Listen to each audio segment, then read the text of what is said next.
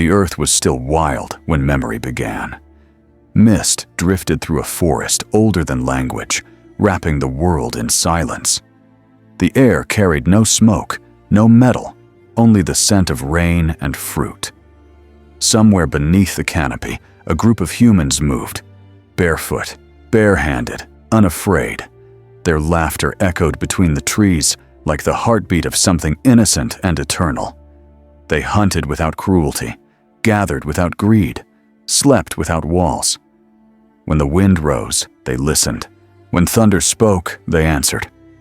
Every step they took was a prayer the earth could understand. There were no kings here, no slaves, no debts. The river fed everyone. The fire belonged to all. The only wealth was time.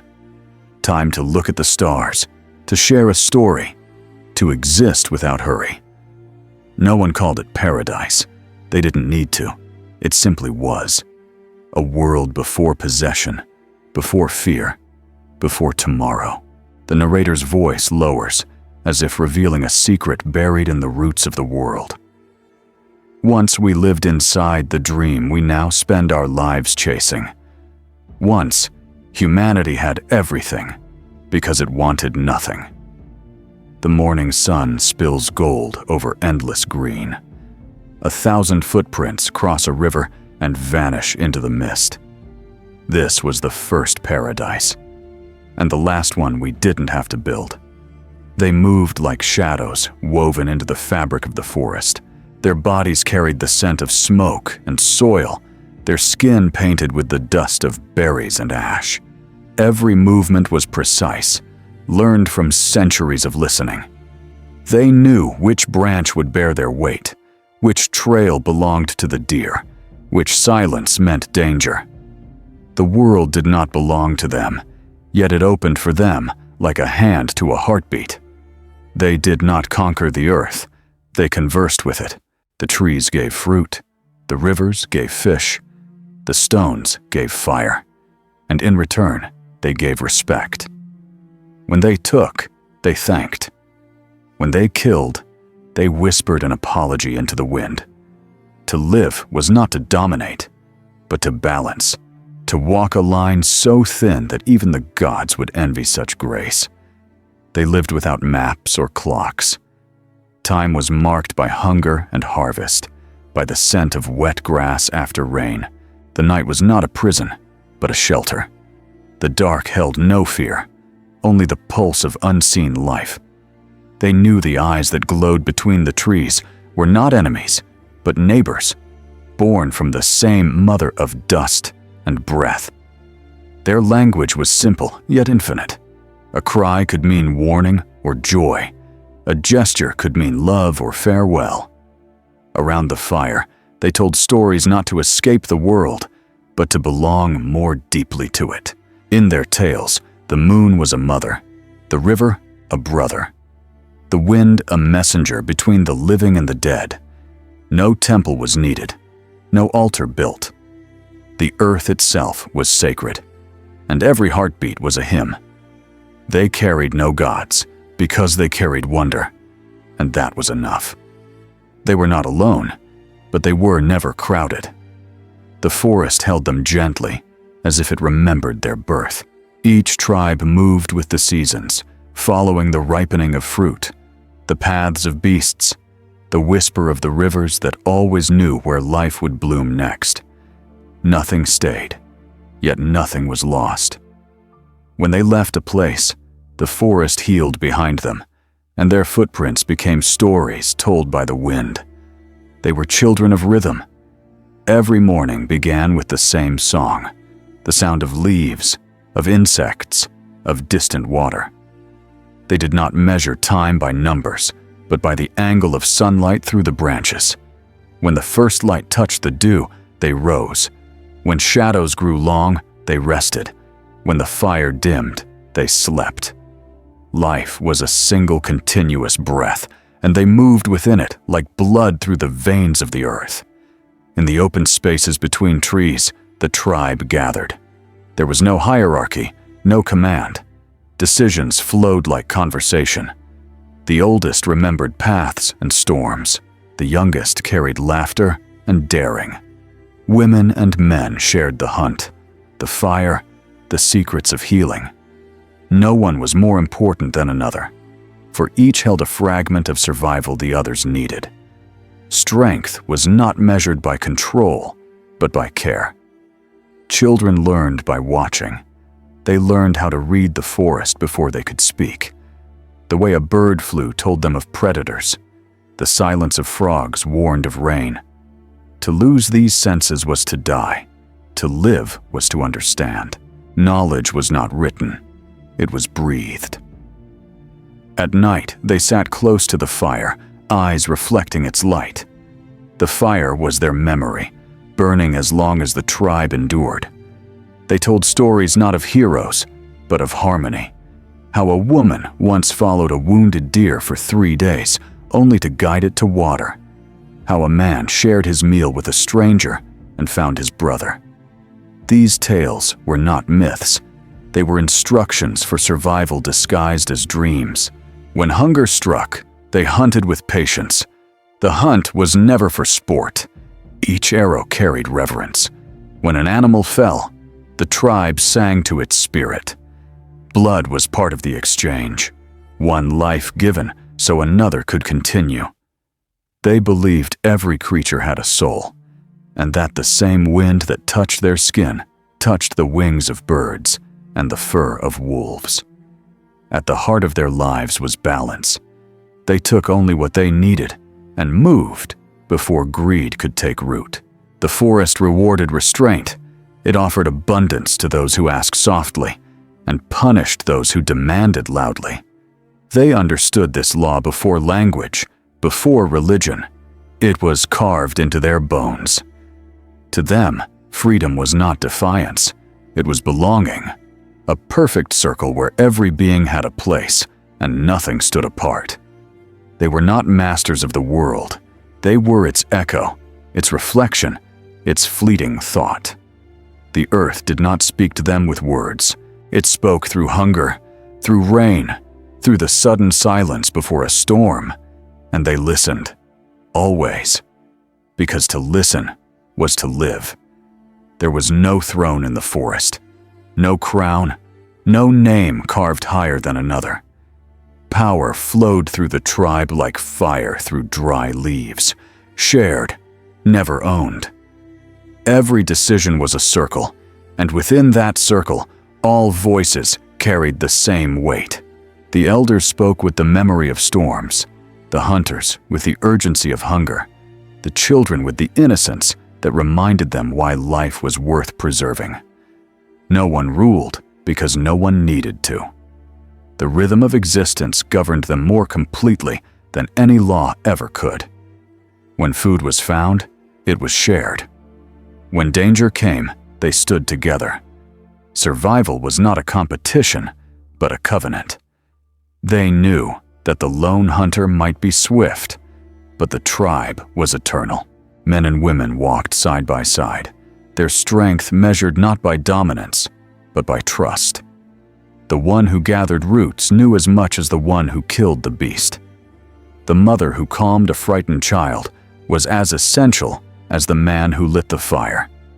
Each carried a skill the others lacked, and together they formed a single living intelligence, the first civilization without walls or weapons. In this world, equality was not an idea, it was instinct. They did not need to proclaim it or defend it. It lived in the rhythm of their breath, in the quiet understanding that every life mirrored their own. When a child was born, it wasn't born to someone. It was born among them, carried from arm to arm until it learned the heartbeat of every soul in the circle. No wealth divided them. No property chained them. What one found, all could use. The concept of ownership had not yet been invented because nothing in nature belonged to anyone. The land did not yield to command. The fruit did not ripen for profit. The river could not be captured without poisoning the hand that tried to hold it. Even conflict, when it came, was brief and soft as rain. A misunderstanding, a heated word, a moment of jealousy, then silence. The forest absorbed anger like soil absorbs blood. It taught them that rage could not feed them, that isolation was death. They did not have prisons because they had no walls to begin with. The only authority was the rhythm of need. Hunger gave the order to move. Birth gave the order to rest. The sky decided when to flee. The earth decided when to stay. This obedience was not submission. It was wisdom, the kind that understands that harmony is stronger than command. At night, when the fire dimmed, the tribe looked at the stars and felt no desire to name them. To name something was to claim it, and they claimed nothing. In their silence, they were free. In their equality, they were infinite, but deep inside that peace, something unseen began to stir.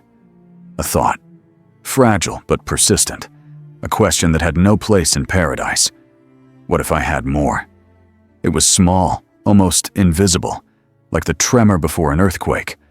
Yet in that moment, the balance of power, perfect, silent, and ancient, took its first breath of doubt. Long before knowledge had a name, wisdom already lived in their blood. It was not learned from words or stored in symbols.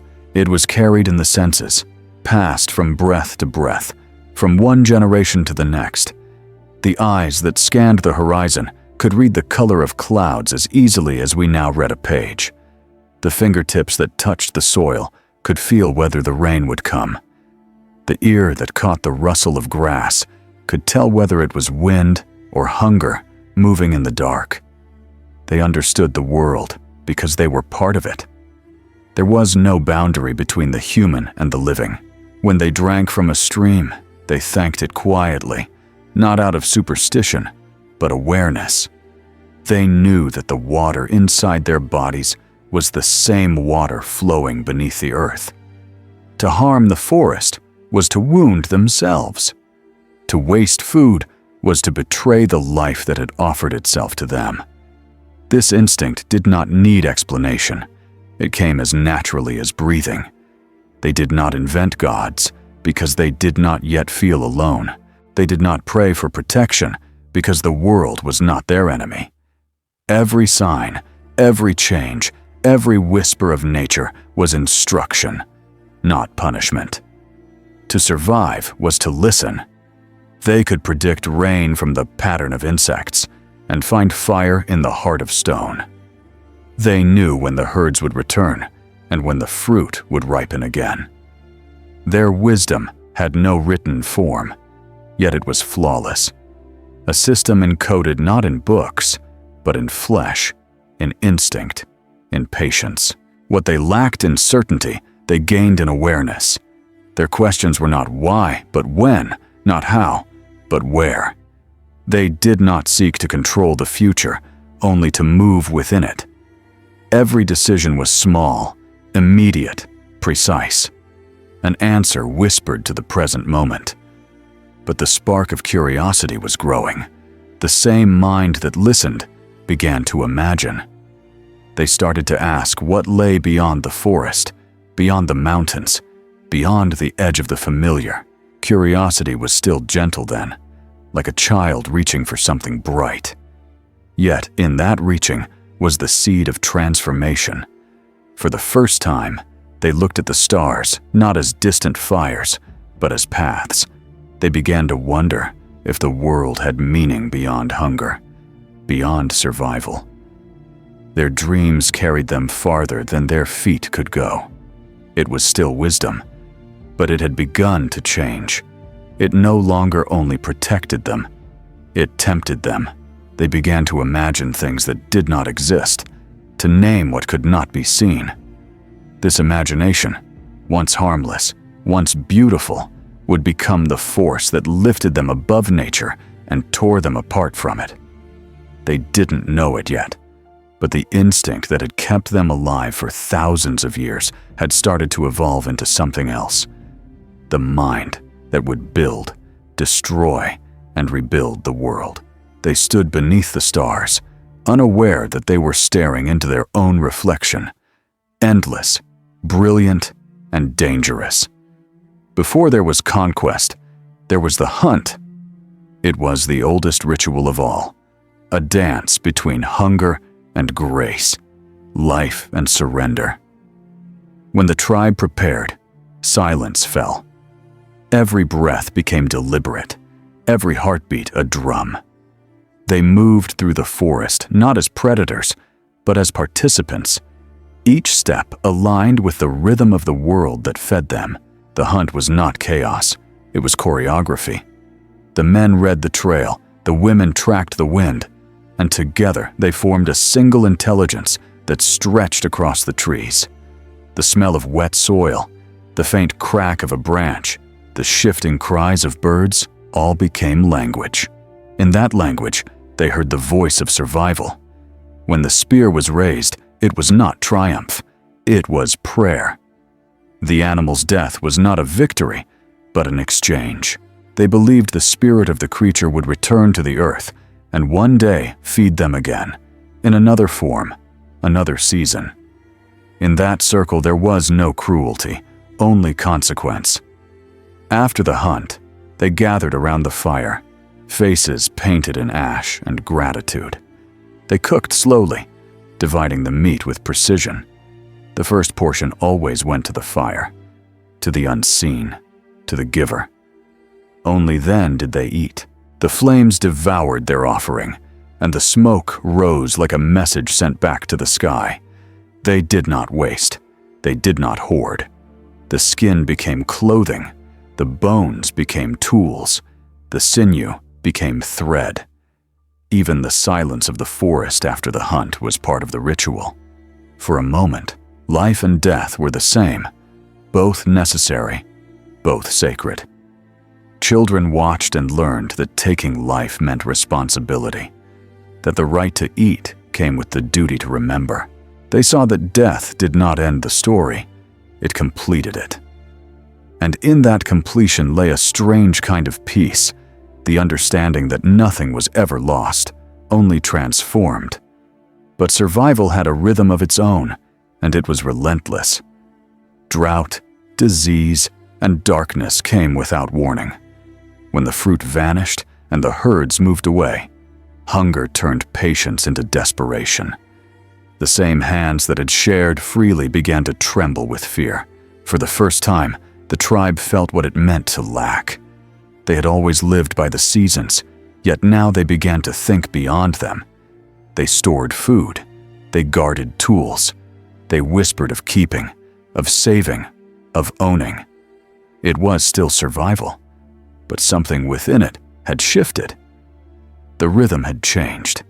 The hunt had once been a circle. Now it was becoming a line that pointed toward the future, toward security, toward control. And in the quiet of the firelight, while others slept, one man stared into the flames and wondered if the world could ever truly belong to him. That thought, small as an ember, refused to die. It flickered in his mind, then in the minds of others. And slowly, without knowing it, humanity began to rewrite the meaning of survival. It began with firelight. When the hunt was done and the night gathered close, they sat around the flames, their faces glowing with stories that had to shape yet. The air trembled with voices, laughter, and silence. And from that silence, imagination was born. At first, it was memory, a retelling of the day's pursuit, the fall of the prey, the storm that passed. But memory soon blurred into meaning.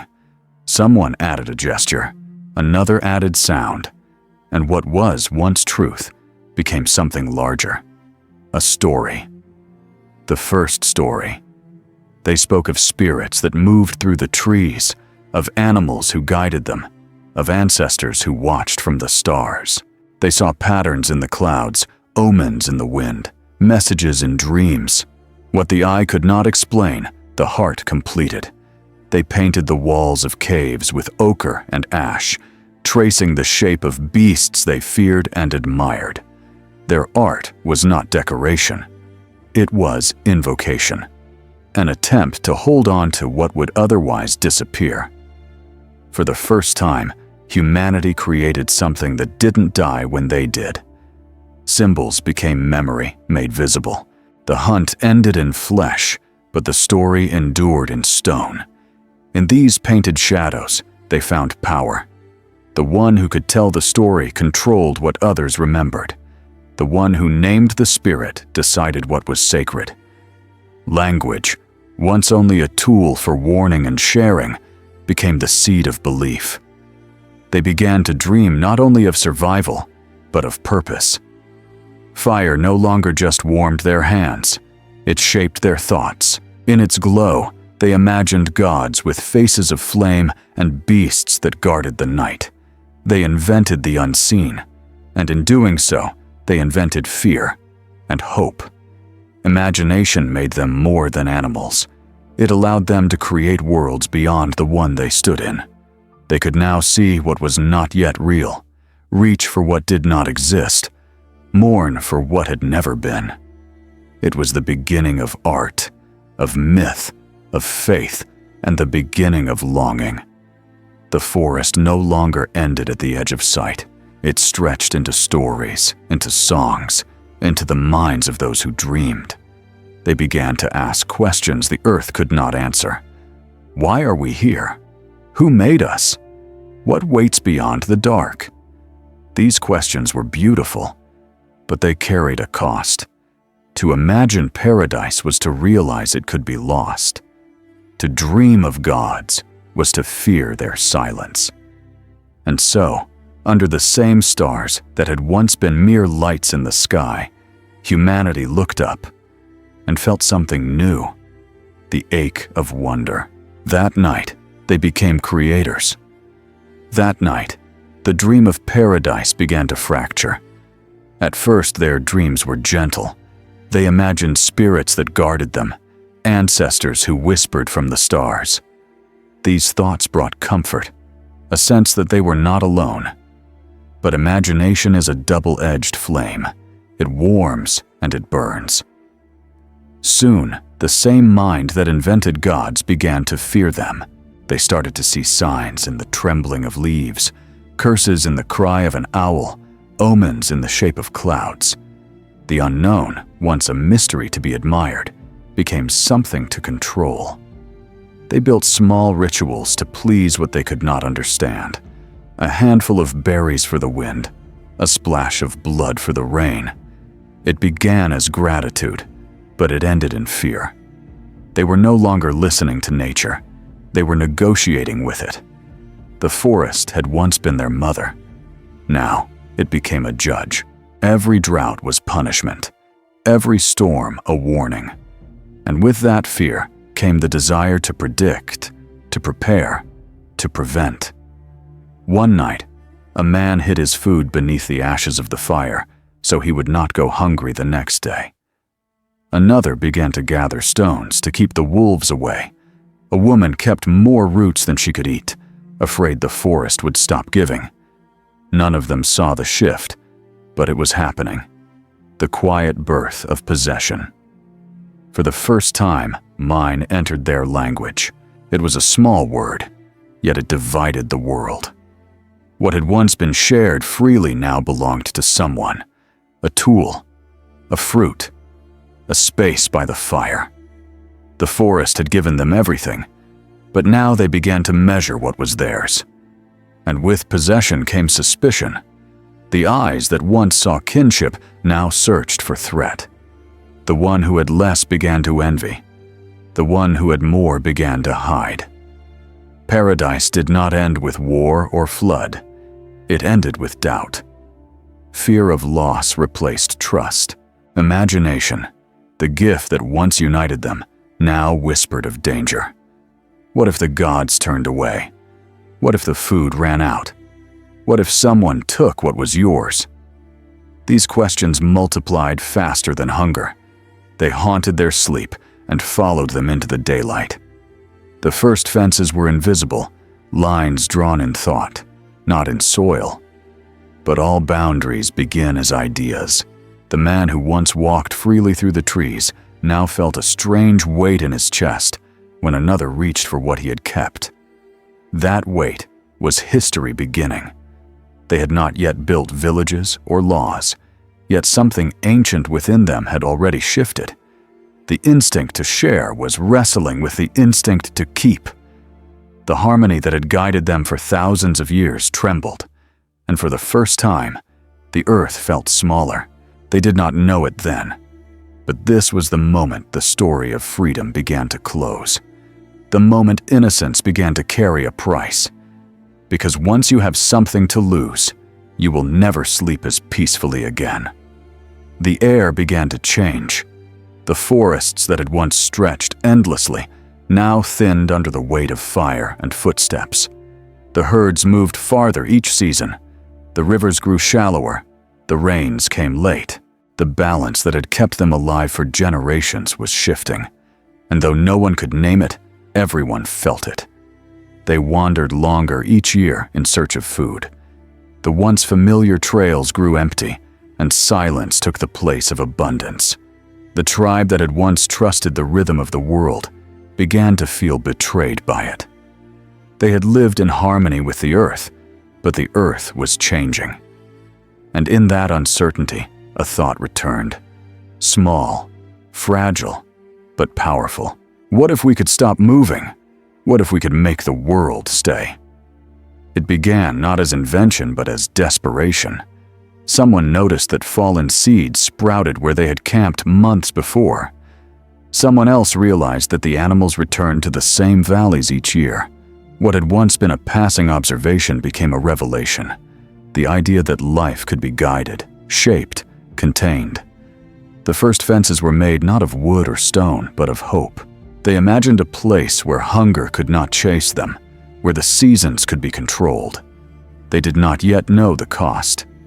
They began to stay longer in one place, first for a moon, then for a year. The fire pits grew deeper. The graves began to multiply. The rhythm of movement, once sacred, slowed. The world around them, once infinite, began to shrink into a circle of soil and smoke. With time, their hands grew calloused from planting instead of hunting.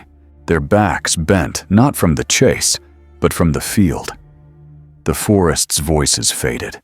The songs that once echoed beneath the trees were replaced by the scraping of stone and the whisper of grain.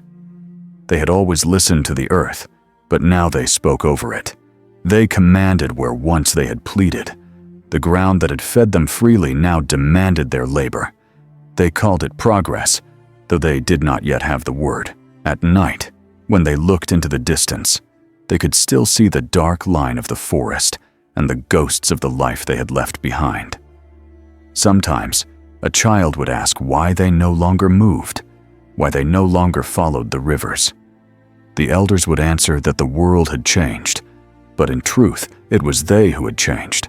They had traded freedom for safety, and the bargain felt good, for now.